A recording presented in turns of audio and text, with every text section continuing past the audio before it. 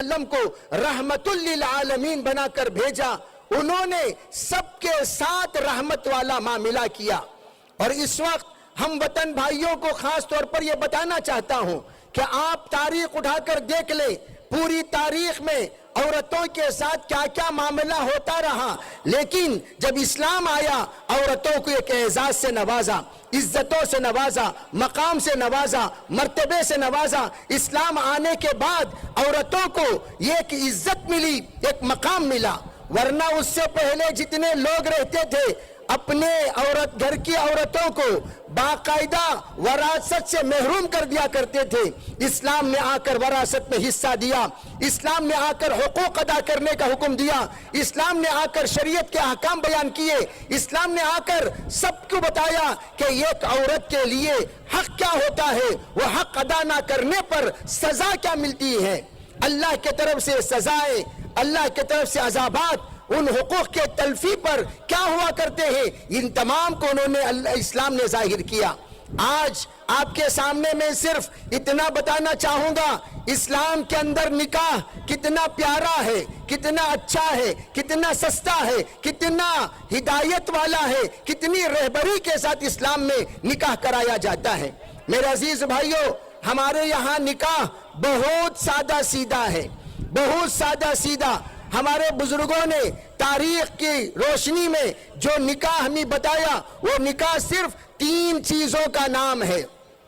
एक निकाह में फर्ज है, एक वाजिब है, एक सुन्नत है। फर्ज क्या है? अन्निकाहु यनअक़िदु बिल ईजाबि वल क़बूल बिहुज़ूरि शाहिदैन। 2 गवाहों की मौजूदगी में लड़का लड़की, दुल्हा दुल्हन आपस में कबूल कर लिए तो निकाह हो गया, आपस में कबूल कर लिए निकाह हो गया। निकाह होने के लिए लड़के और लड़की का मैंने कबूल किया, लड़का कहेगा, लड़की कहेगी मुझे भी मंजूर है, मुझे भी कबूल है। लड़के ने लड़की को कबूल किया, लड़की ने लड़के को कबूल किया, तो ये दोनों दुल्हा दुल्हन होकर ये दोनों मियाँ बीवी बन गए। अब मियाँ बीवी बनने के बाद गौर से इस बात को समझना, यहाँ पुराने मियाँ बीवी भी बैठे हुए हैं जिनका रिश्ता 20 साल पुराना, 30 साल पुराना, 40 साल पुराना, 50 साल पुराना। सुनो, इंसान का तकाजा बदलते रहता है। जब इंसान एक उम्र को पहुंचता है, पहुंचने के बाद उसको आप खिलौने से बहला नहीं सकते, उसको आप मिठाई से बहला नहीं सकते, उसको आप मोटरसाइकिल से बहला नहीं सकते, उसको आप दीगर तमाम चीजों से खुश नहीं कर सकते। उसे अब जरूरत है अपनी जिंदगी के एक साथी का, शरीक हयात का, जिसको बीवी कहा जाता है। बीवी की जरूरत है। अब जब बीवी की जरूरत है तो वो चाहता है कि भाई मेरे लिए मुनासिब बीवी मिल जाए। अब हम बीवी तलाश करना शुरू करते हैं। मैं हमेशा एक बात कहा करता हूं, अच्छी तरह सुनो।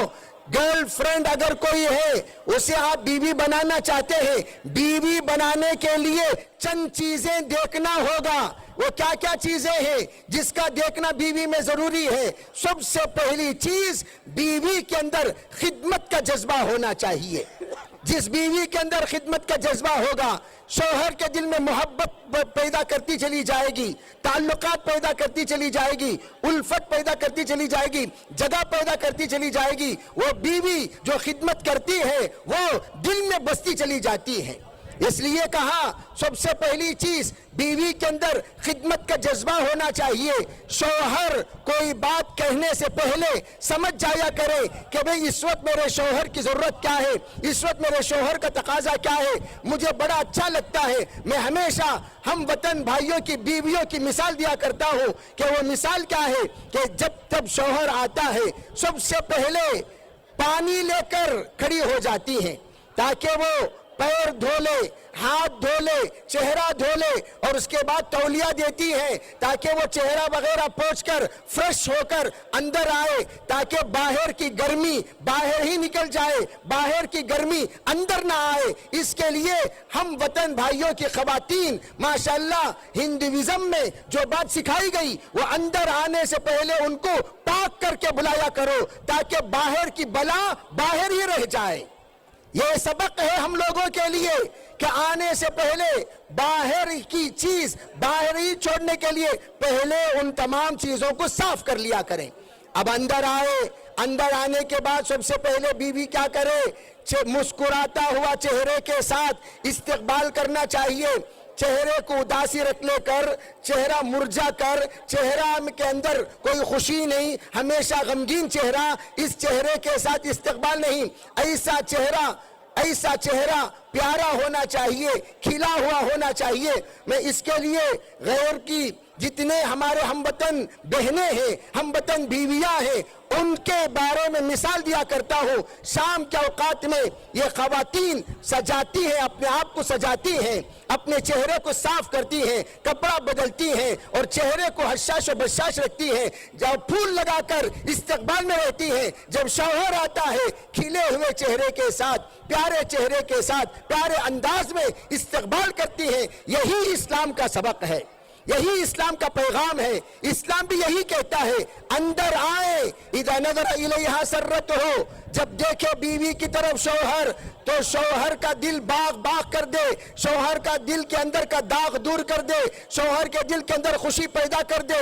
اذا نظر الیہا سرتہ, اس طرح گھر کو پاک کرے, اس طرح اپنے آپ کو پاک رکھے, اس طرح اپنے بچوں کو پاک رکھے, تاکہ شوہر آتے ہی ڈسپلین کو دیکھ کر, پاکی کو دیکھ کر خوش ہو جائے. یہ پہلا سبق ہے. دوسرا سبق اسلام نے کیا دیا, اذا امر لہا طاعتہ, اگر کوئی بات کہے شوہر فوراً مان لے.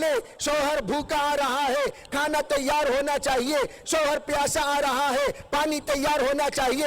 شوہر کو چائے چاہیے, چائے تیار ہونا چاہیے. شوہر کو شربت چاہیے, شربت تیار ہونی چاہیے. گرمی میں آ رہا ہے, آپ اس کے لیے گرم گرم چائے پیش کریں گے, اسے ناراضگی آ جائے گی. اور سردی میں آ رہا ہے, آپ ٹھنڈا شربت پیش کریں گے, اس کے دل کو خوشی نہیں ملے گی. بلکہ سردی کے موسم میں گرم چائے پیش کرنا اور گرمی کے موسم میں شربت پیش کرنا اور ان کے سامنے چھانٹ پیش کرنا, یہ ہے اسلام کا سبق. دوسرا سبق کیا ہے اسلام کا, اذا امر لہا طاعتہ, اگر شوہر کہنے سے پہلے سمجھے کہ اس وقت میرے شوہر کا تقاضا کیا ہے, فوراً کپڑے بدلنے کے لیے کپڑے لا کر دے دیا کرے, تاکہ شوہر اپنے کپڑے بدل کر فریش ہو کر آنے سے پہلے اس کی ضرورت کا سامان اس کے سامنے پیش کر دیا جائے. ಇವತ್ತು ಹೊಲ ಮಾರಬೇಕು ಅಥವಾ ಮನೆ